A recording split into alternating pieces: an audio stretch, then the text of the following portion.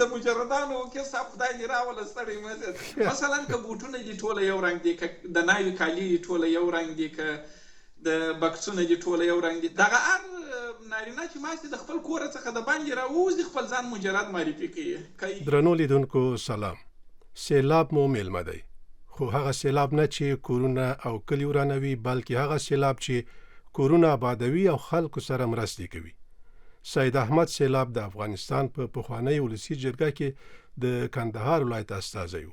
نن ورځې خلک تر ډیره په هغه سیلاب هم پیژني چې ځوانانو ته ډلهییز ودونه کوي.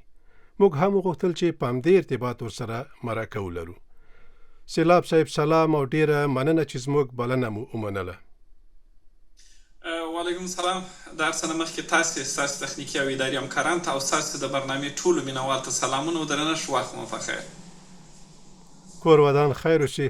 سیلاب صاحب څومره وخت شو چې تاسو ځوانانو ته د ډلهییزو ودونو پروسه پیل کړې ده، او آیا داسې کوم حساب هم د سره شته چې تر اوسه پورې مو څومره شمیر ځوانانو ته ودونه کړي؟ تقریبا په حدودو کې به 17 کاله کېږي چې د لوړ ملا ماتونکي ولور او بې ځایه رواجونه، ضد و ضدبازۍ، په غم و شادۍ کې د اسرافونو او په ودونو کې د لوړو مصارفو د مخنیوي په خاطر باندې موږ دا مبارزه پیل کړې ده. او په 4 برنامو کې چې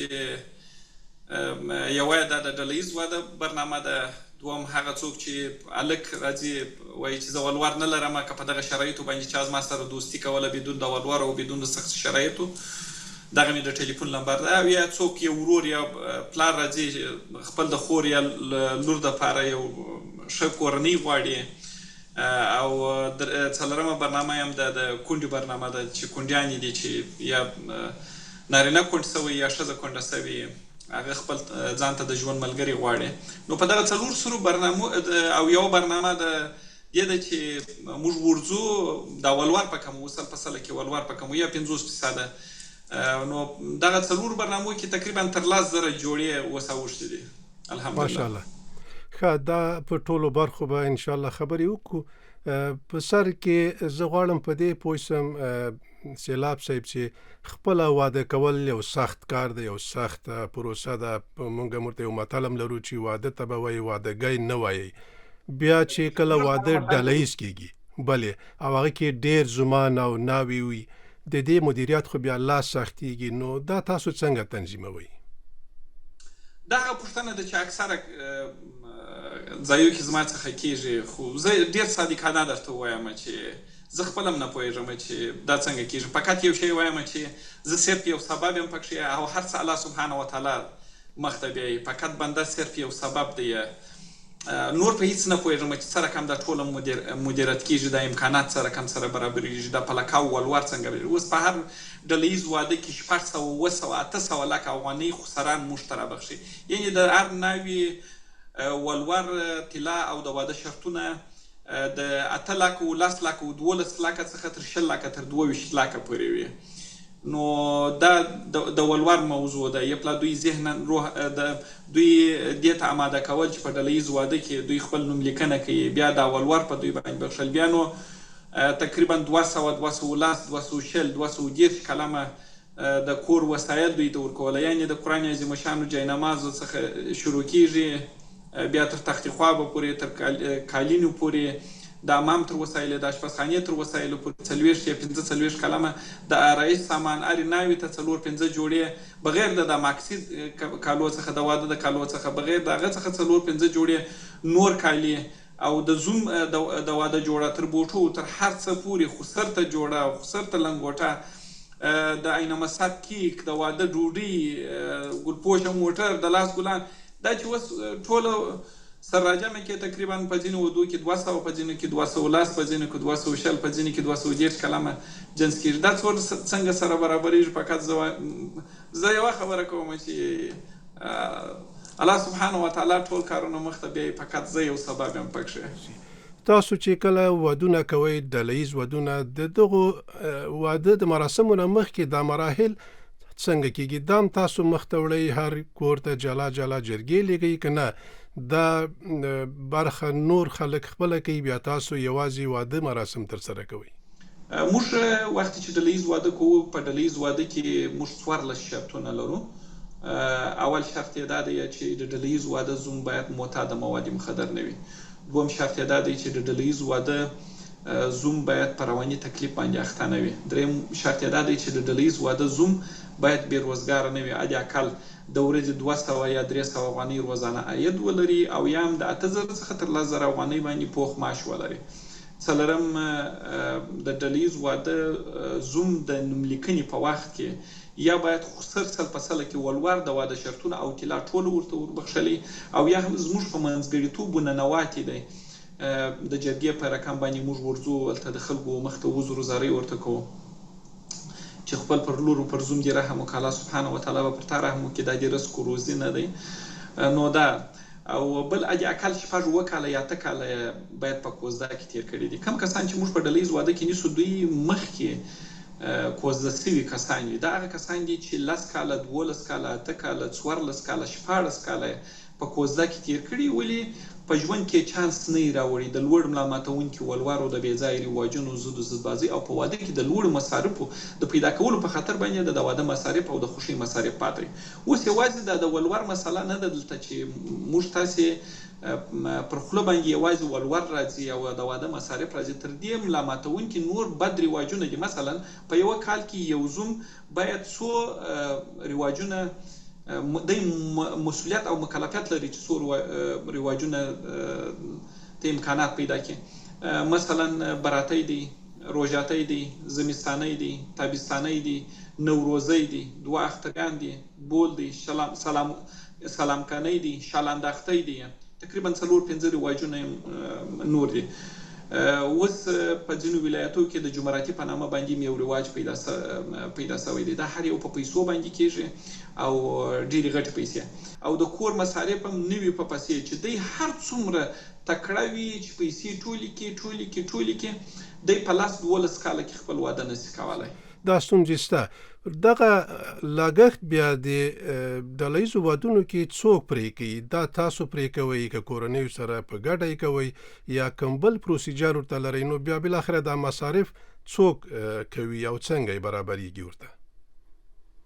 د ډله ییز واده مصارف اکثره وخت د با احساس او مهربانه هیوادوالو د خوا څخه کېږي. زیات مصارف یې فقط یو د ډوډۍ مصارف یې زموږ کورنۍ ته پاته کېږي، او یا هم ځینې غټې تحفې موږ ته راپاته کېږي. سیلاب صاحب تاسو مخکې اشاره وکړه چې 18 کاله کېږي دا کار مو شروع کړی او تر اوسه پکې مخ ته ځئ. زه غواړم دا پوښتنه وکړم چې 18 کاله مخکې چې تاسو دا برنامه شروع کړله څنګه مو دا سوچ پیدا کړ، څه انګېزه وه چې دا کار مو شروع کړ؟ ډېره جالبه پوښتنه مو وکړله. په دې باندې ډېر خلک نه دي خبر. موږ د کندهار مرکزي زندان ته ولاړو، هلته طالبانو اعتصاب غذایي کړی و. بیا چې هلته ورغلم یو ځوان و چې ډېر ښایسته اواز یې درلود او ډېر ښایسته شعر یې ووایه. ما ورته چې په کوم جرم یې راوستلی ول پر غلا باندې ویلې چې بلې و زما نامزد یې 8 ورځې یاد کړې دا کیسې ډېر وخت کېږي، هغه ورځې مې د 8 ورځې وې که 9 ورځې دومره که 10 ورځې وې. ول اختر ته پاته وایي نامزد مې زنګ راووهی چې زه خپل د خاله د لوره سره ام چشمې یا عارفي، ځینې خلک عارفي ورته وایي، ځینې ام چشمې یا زد بازي ورسره لرم. نو هغه کې نامزد وچه ولنده میوه ورته راوړي، خواښ کالي، دا ټوله شیان ورته مکمل ورته راوړي. دا د واده نو که زما د یوه دانه نخود تر هغه کم و نو بیا ماته طلاق راکړه. وایي ما په کور کې شی نه درلوده، خلکو دغه مو ونه کړله، کار زه مو ونه کړم، بالاخره مجبوره شولم د مامسیپي موټرسایکل مې غلا کړي. په هغه وخت کې زه فکر کوم چې په مالیزیا کې و، په اندونیزیا کې و او که په چین کې و، په دغه درو هیوادو کې په یوه هیواد کې یو ډله ییز واده شوی و چې نه پوهېږم چې د څو نفرو هغه نفر مې وویل چې ته راسه که په افغانستان کې مو دا سلسله کامیابه کړله دا به ډېرو خلکو ته خیر ورسېږي. نو په اول کې د ډېرو ناخوالو سره مخ شولو، د ډېرو سپور سره مخ شولو، ولې دومو درېیمو څلورم ډله ییز واده چې مو ورکړي 180 درجې دغه تغییر وخوړی. و چې موږ هر ولایت ته ورځو په ډېر شوق باندې، په ډېر مینه، په ډېر اخلاص باندې قومي مشران دي، ملکان دي، شاعران دي، لیکوالان دي، ځوانان دي، دا ټوله په مجلس کې اشتراک کوي، په ډېره مینه باندې حتی ځینې قسم خوري چې موږ در سره ولاړ. سیلاب صاحب که لنډو ټکو کې راته ووایي چې د راتلونکي کې به چیرته ډله ییز واده او تعداد معلوم دی چې څو جوړې به پکې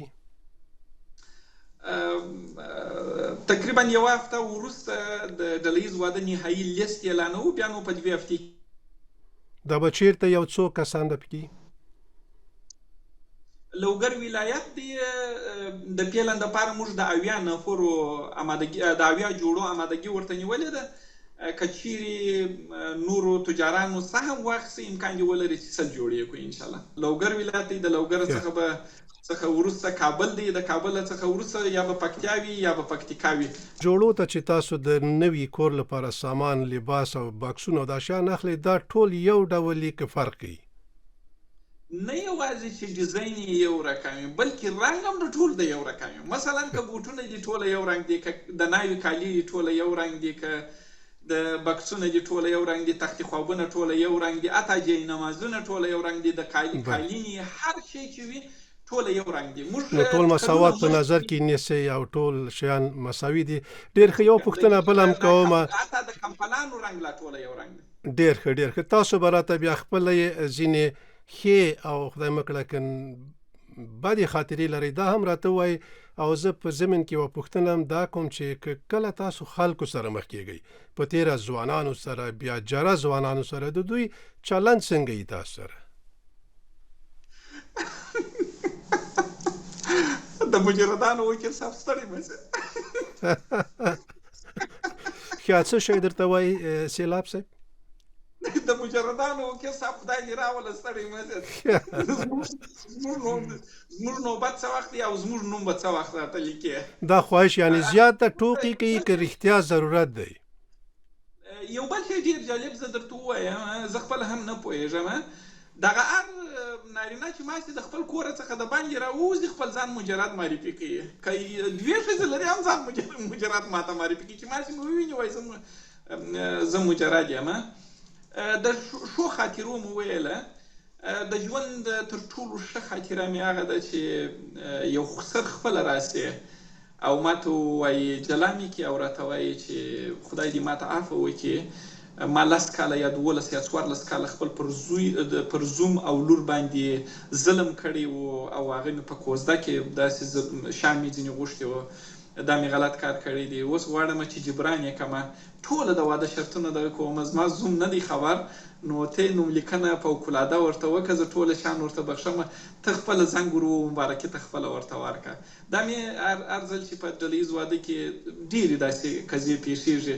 دا مې د ژوند د ډېرو خوږو خاطرو څخه دی. د ژوند تر ټولو بده خاطره چې زما په ټول عمر کې به یې نسي، په بغلان ولایت کې مو څه موده مخکې ډله ییز واده درلود دی، کارتونه چاپ سوي وو، د ناوې زوم کالي جوړ سوي وو، ټوله کار خلاص و، د هوټل خبره خلاصه سوې وه، د هوټل سره قرارداد سوی و. موږ د واده څخه مخکې 2-3 ورځې مخکې دا د ناوې زوم هغه چې استفاده کوي هغه کالي و آرایش سامان و دا ورته ورکوو چې دوی د واده په ورځ باندې اغوندي. نو وخت چې د زوم نوم واخیستل 14 که 15 زوم و چې نوم یې واخیستل سو چې راسه خپل او د ناوې کالي دې تسلیم سه، د آرایش بابو دا تسلیم سه. د زوم د سترګو اوښکې راغللې، ویلې چې زما خسر خو پښیمانه سو، هغه 12 لکه افغانۍ بېرته پوره راڅخه غواړي. نو ما ورته ویله چې زه دې خسر ته زنګ ووم، ویل ډېر مشران ورغلله، موږ ډېرې زارۍ ورته وکړلې، زه نه غواړم چې ته نورې زارۍ ورته وکړې ځکه چې ډېرې زارۍ دې ورته وکړلې. نو ما ورته ویل ده خو موږ ته ګوته رالګولې ده، زه به د والي سره خبره وکړم. ځوان قسم واخیستی چې د هېچا سره به خبره نه کوي، خپل ورور ته زنګ ووهې چې 25,000 افغانۍ په تاخچه کې دې هغه راوه او یو 3-4 جوړې کالي در سره راوه. د هغه ځایه څخه په هغه ډېرې دغه ځوانان یې ټوله ډېر سخت وژړوله. واده یې پاتې سو، کارتونه یې د ده په نامه باندې چاپ سوي وه، کالي یې جوړ وه، د ناوې کالي جوړ وه او خسر یې 2 پښې وموزه کړلې چې زه پر خپل بخښه باندې بېرته پښیمانه یم، 12 لکه افغانۍ او طلا شرطونه او دا ټوله در څخه غواړم. بیا یې وویله چې 100 کاله م ناست دی، دا دې ناست دی چې زه رام سمه، خدای پاک دې وس قدرت راکړي، بل واده کوم خو دا ښځه دې د ده په کور کې ناست دی.